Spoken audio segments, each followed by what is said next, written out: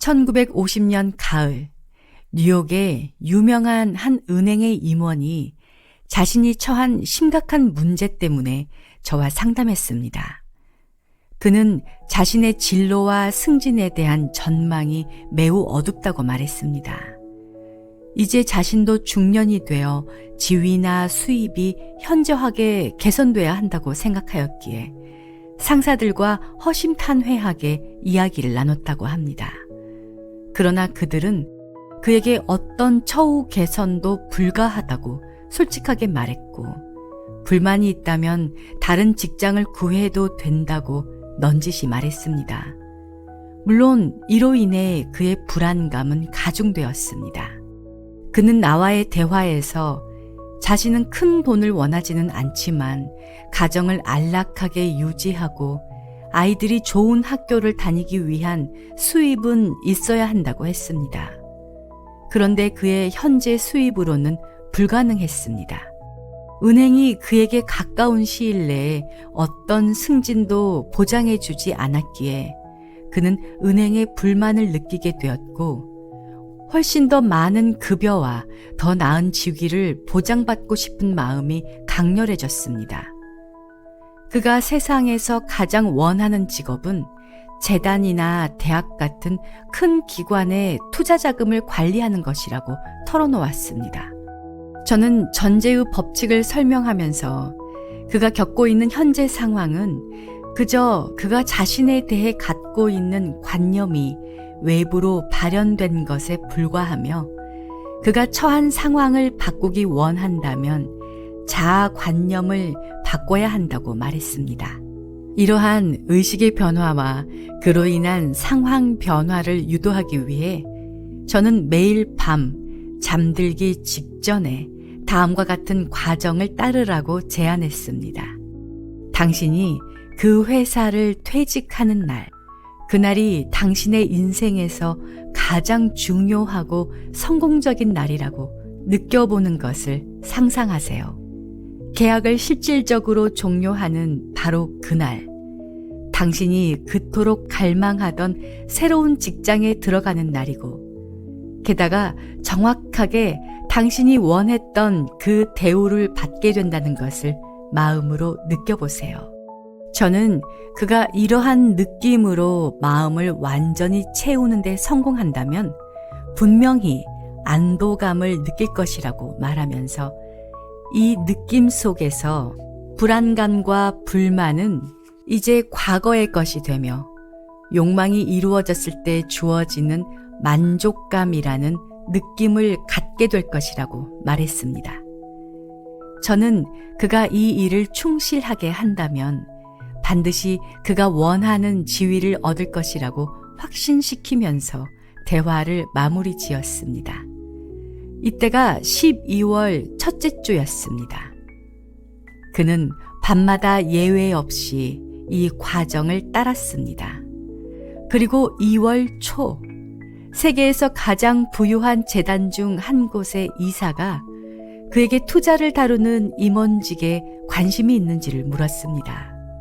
잠시 이야기가 오간 후에 그는 그 직책을 수락했습니다. 이제 그는 상당히 높은 수입과 꾸준한 승진 기회를 보장받으며 예전에 원했던 것보다 훨씬 더 높은 위치에 있게 되었습니다.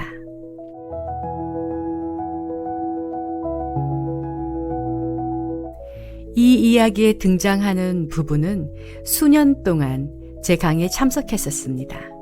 이 이야기는 두 사람이 동시에 같은 목적을 가지고 법칙을 의식적으로 사용한 흥미로운 예입니다. 둘은 유달리 서로에게 헌신적인 부부였습니다.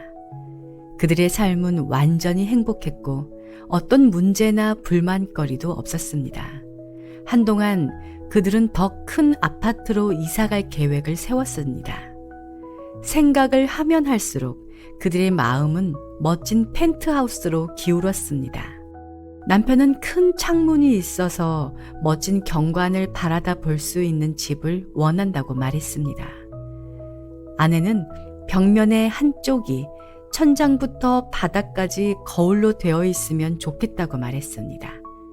그들은 둘 다 장작을 태우는 벽난로를 갖고 싶어 했고 위치는 반드시 뉴욕시에 있어야만 한다고 했습니다. 몇 달 동안 그런 아파트를 찾아다녔지만 헛수고였습니다. 사실 뉴욕의 어떤 아파트도 구하기에는 하늘의 별 따기와 같았습니다. 아파트들은 너무 구하기가 어려워 대기자 명단이 있었을 뿐만 아니라 수수료, 가구 구입 등을 포함한 온갖 종류의 조항들이 붙어 있었습니다. 새 아파트들은 완공되기 훨씬 이전부터 임대되었고 심지어는 건물의 설계도만 만들어져도 임대가 될 정도였습니다. 그들은 몇 달 동안 고생하다가 초봄에 마침내 살아보고 싶은 아파트를 찾아냈습니다. 그것은 센트럴파크를 마주보고 있는 5번가 위쪽에 위치했으며 막 완공된 아파트의 펜트하우스였습니다. 하지만 그 아파트는 한 가지 심각한 문제점이 있었습니다. 신축 건물인 만큼 임대료 통제 대상이 아니었기에 연간 임대료가 터무니없이 비쌌습니다. 사실 그들이 예산으로 잡은 것보다 연간 수천 달러를 더 초과했습니다. 3월과 4월의 봄철 동안 그들은 도시 전역의 여러 펜트하우스를 계속 찾아다녔지만 그들의 마음은 언제나 이 펜트하우스로 되돌아왔습니다. 마침내 그들은 예산을 크게 늘리기로 결정하고 제안서를 만들었고 아파트 중개인도 그것을 집주인이 검토할 수 있게 보내겠다고 했습니다. 이 시점에서 서로 말은 안 했지만 둘은 각각 전제의 법칙을 적용하기로 결심했고 나중에서야 서로가 무엇을 했는지 알게 되었습니다. 밤마다 그들은 둘 다 마음에 둔 그 아파트에서 잠을 자는 상상을 했습니다. 남편은 눈을 감고 누운 채 침실 창문으로 가면 공원이 내려다 보인다고 상상했습니다. 그는 아침에 제일 먼저 창가로 가서 전망을 즐기는 상상을 했습니다. 공원이 내려다 보이는 테라스에 앉아서 아내와 친구들과 함께 칵테일을 마시며 이 상황을 충분히 즐기고 있다고 상상했습니다. 펜트하우스 안의 테라스 위에 자신이 실제로 있다는 느낌으로 마음을 가득 채웠습니다. 이 기간 동안 남편은 몰랐지만 아내도 똑같은 일을 하고 있었습니다. 집주인 쪽에서 어떤 연락도 오지 않은 상태로 몇 주가 흘렀지만 그들은 매일 밤 잠이 들 때 실제로 그 펜트하우스에서 잠을 자는 상상을 계속했습니다. 어느 날 놀랍게도 그들이 현재 살고 있는 아파트 건물의 직원 한 명이 지금 살고 있는 곳에 펜트하우스가 비어 있다고 알려주었습니다. 그들은 깜짝 놀랐습니다. 이 집은 센트럴파크 바로 옆에 완벽한 위치에 있었기에 뉴욕에서 가장 인기 있는 건물들 중 하나였습니다.